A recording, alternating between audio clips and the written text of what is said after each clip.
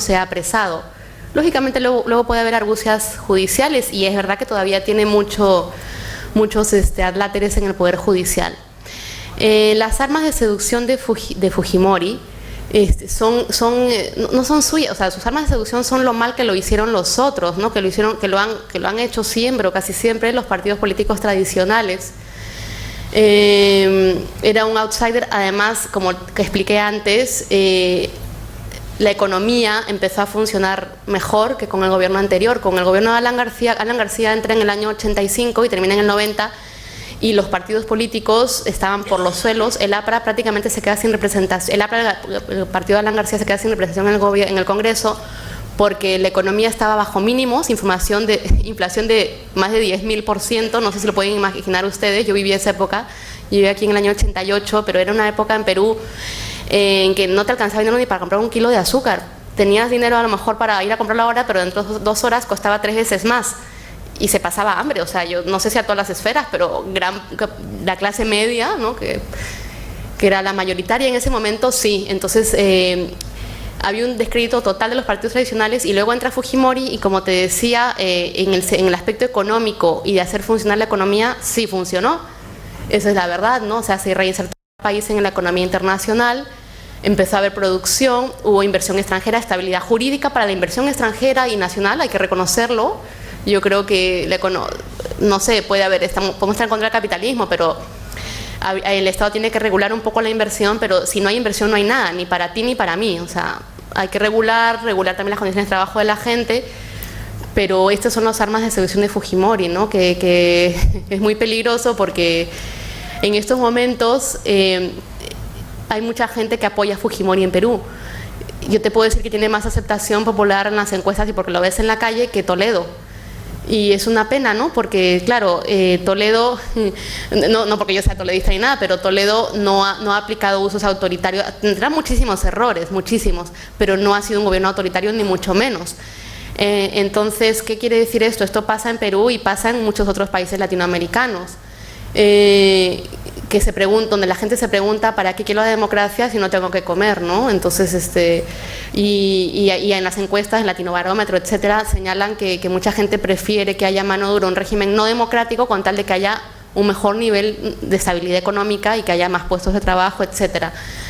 Entonces la democracia no se sustenta por sí misma, ya lo estamos viendo. No solamente hay que haber elecciones, tiene que haber elecciones, por supuesto, pero también tiene que haber usos democráticos, y tiene que haber, lo que se dice ahora, lo que nos hace falta es una política social, ¿no? Una política que permita de alguna manera, y sin intervencionismo excesivo, por supuesto, que ya sería también un uso dictatorial, que la economía distribuya los recursos, que haya como te decía, una redistribución, que haya mayor equidad.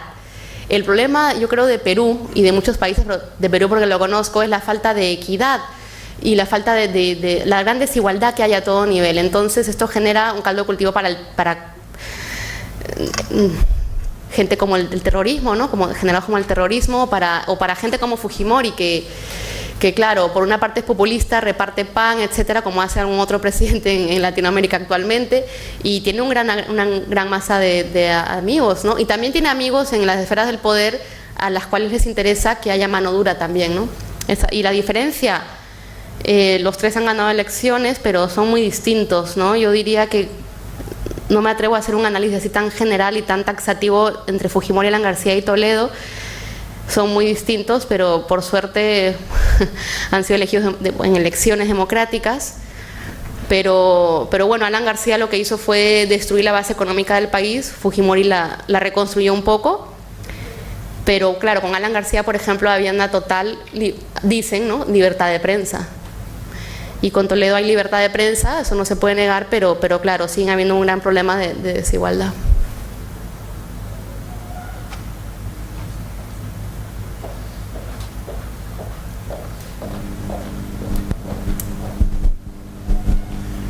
Yo quería preguntarle acerca del papel que jugó la prensa durante esos dramáticos hechos que ocurrieron en la Embajada de Lima.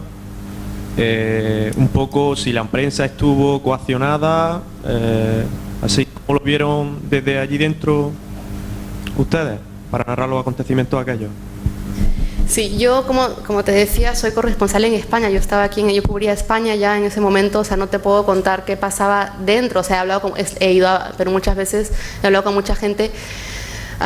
Parece ser que se vivía con un gran temor, pero también con mucha rabia, porque la gente ya estaba cansada. Yo creo que el momento en que el pueblo quiero decir, no el pueblo, no por los pobres y los ricos, sino la gente, el pueblo, pierde el miedo a lo que es una dictadura o una democracia dictatorial, como se le puede llamar a la de Fujimori, lo que hizo Fujimori en Perú, es cuando las cosas empiezan a cambiar.